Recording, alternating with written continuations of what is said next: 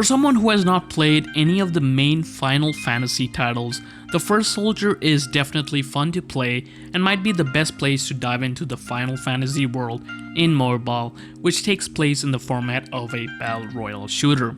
Before continuing on, please consider subscribing to the channel because I cover Undawn, which is an upcoming open world survival shooter, as well as give news and initial impressions for mobile shooters.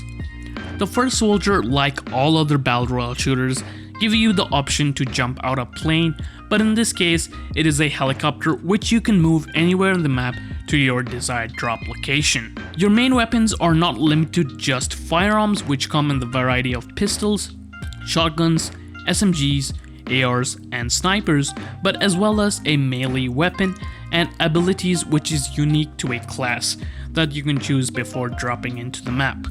There are 4 classes for now, and those are Warrior, Sorcerer, Monk, and Ranger. Moreover, you also get magic spells that could be used offensively or defensively, and my favorite has got to be the healing spell, which costs 3 mana to use, but is such a crucial spell to have in your inventory.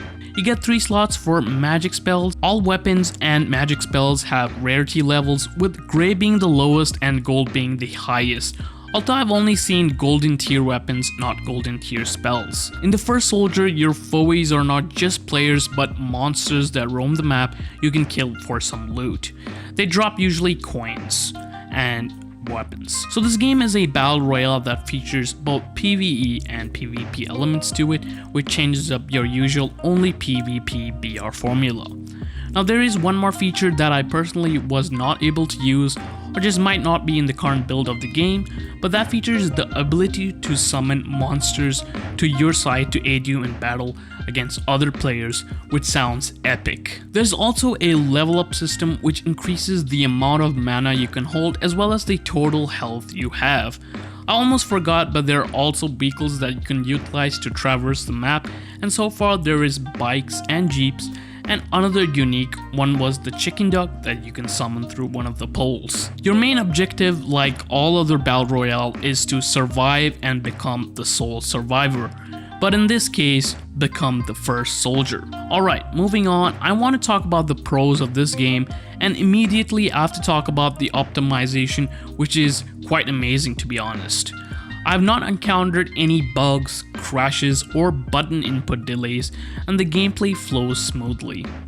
I believe this is one of the few games that I've reviewed that has a good optimization at the closed beta level, and I applaud the developers for it. Next up, the graphics for this game is phenomenal. I enjoyed watching the landscape even though it is a battle royale game. I took a moment just to stop and admire the world. Although there wasn't that much greenery, The First Soldier still has its own touch to it. The final pro, the animations for both the players and the NPC wise is done great. For example, when you use your melee or the magic spells, the animations are smooth and flow really well and doesn't feel forced. If it is a healing animation, it is simple and fulfills that action. And if it's something like throwing a fireball which is offensive, then it looks certainly impactful. Oh, and I definitely love the landing animation when you just slam into the ground for half a second. Just looks damn great.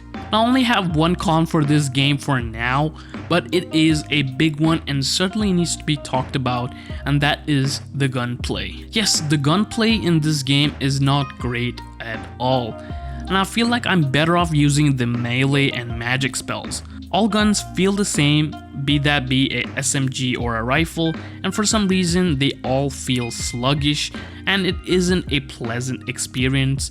I just don't find it fun at all. And this is a big problem because The First Soldier is a battle royale shooter, so the gunplay has to be on point. Coming from Call of Duty Mobile, I just find this very sluggish and annoying, but I did keep in my mind that Call of Duty Mobile is not in a closed beta test, but still the gunplay just doesn't feel right for me. If I ever get into a close quarters gunfight, then half of the time I was just running around trying to find a better place to shoot and spam the magic spells. I don't know if the developers want it to be like this, where you want to just evade your opponent, shoot a few bullets, use whatever magic spell you have, and repeat the process again. So whoever stuffs up the shooting part is most likely going to lose the battle unless the opponent gets third-partied and you have a chance to run away. Well, that's it for the cons for the first soldier, and most people are waiting for this part of the video where I answer if this game is worth playing or not. And the answer to that question is yes.